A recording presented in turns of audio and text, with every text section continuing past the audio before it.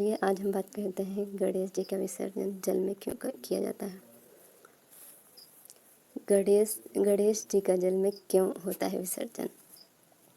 12 दिन तक घर के सदस्य की तरह बप्पा की सेवा करने के बाद अनंत चतुर्दशी पर जल में उनका विसर्जन कर दिया जाता है। महाभारत व्यास का है संबंध। मान्यता है कि गणेश जी ने ही महाभारत ग्रंथ को लिखा था। महर्षि वेद व्यास ने गणेश जी को लगातार 10 दिन तक महाभारत की कथा सुनाई और गणेश जी ने 10 दिनों तक इस कथा को हूबहू लिखा। 10 दिन के बाद वेद व्यास जी ने जब गणेश जी को छुआ तो देखा कि उनके शरीर का तापमान बहुत बढ़ चुका था। वेद व्यास जी ने उन्हें तुरंत जलकुंड में ले जाकर उनके शरीर के तापमान को शांत किया।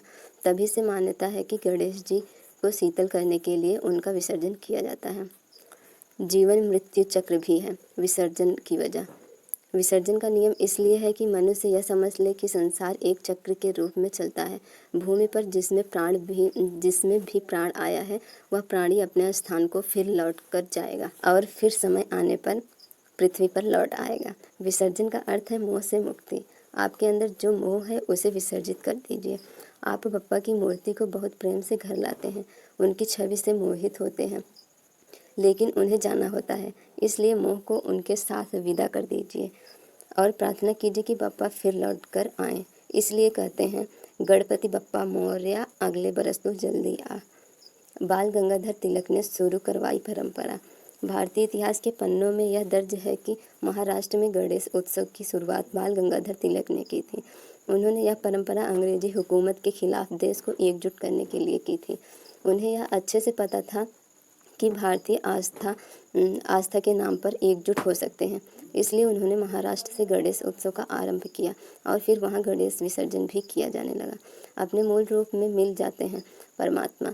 सभी देवी देवताओं का विसर्जन जल में होता है।